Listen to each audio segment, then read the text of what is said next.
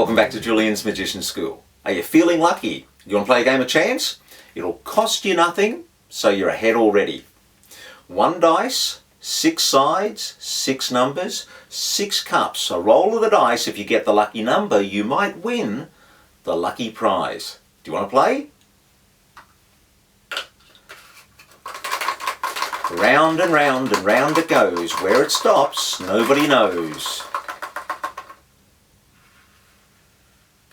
What'd you get? Number 4. Let's have a look. Number 4. Ah, man, you weren't feeling lucky, were you? See, if you'd chosen number 1, you would have got the Strawberry Milky Way. Number 2, a Mars bar. Number 3, a Bounty. Number 5, a Snickers. And number 6, the Chocolate Milky Way. But it is your lucky day because you get to have one of these on the house, and thanks for playing. I love turning a trick into a game because people love playing games more than they like doing magic tricks. So this is really helpful if you're nervous about performing magic. Take a simple magic trick, make it into a game, and it's going to help build your confidence a whole heap. To do this one, you're going to need 6 cups with numbers on them, and you don't want to be able to see through the cups, and you need 5 prizes. You also need a matchbox and 2 dice because the secret's in the matchbox. The cups are all normal. Come in and I'll show you how to do it. First thing we're going to do is tape a piece of thread or glue it to the number 3 side of the dice. You're going to take the inner tray of a matchbox and you're going to punch a hole in that position there. I've made that larger so you can see.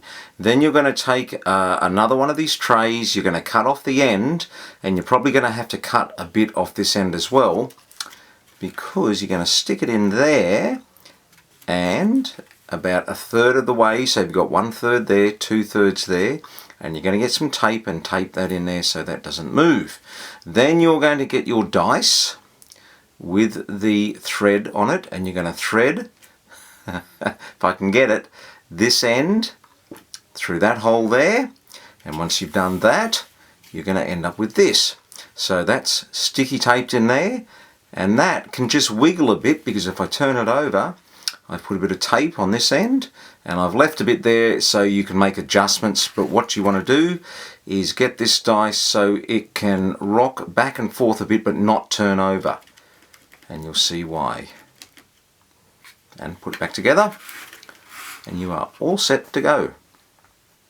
And here's an important point. The box needs to be big enough so when you put your dice in and you rattle it round that it would give random numbers like that, because that's all part of the game. If you took your dice and put it in a small box and it wasn't big enough and it was too tight and you shook it, I don't think your audience are going to be very happy with the conditions of the game. So match the size of your boxes up.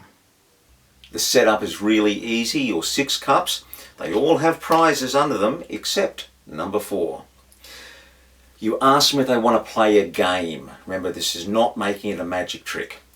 Talk about the dice and you bring out the box. You make no reference to the box at all because it's simply something you're going to drop the dice in, and when you drop it in, of course, you're dropping it into our empty third.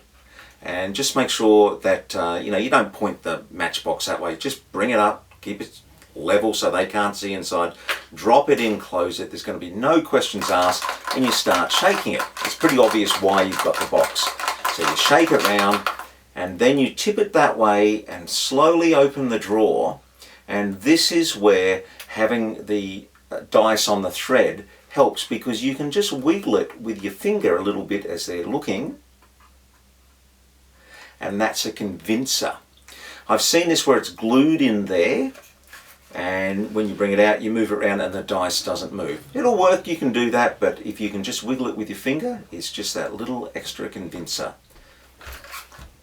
And then you go through revealing that they are unlucky. Now you want to turn their loss into a positive, and if you do that you'll get a 10-fold reaction to this trick. Don't be smart about it and go, loser.